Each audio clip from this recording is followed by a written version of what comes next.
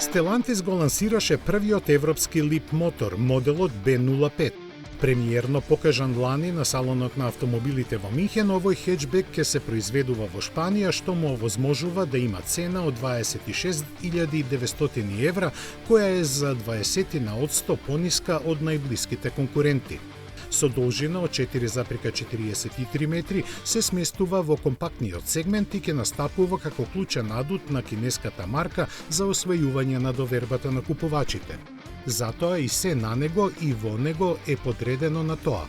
Има електромотор од 218 конски сили кој ги задвижува задните тркала, а батериите вградени во структурата на возилото му овозможуваат автономија од 401, односно 482 километри.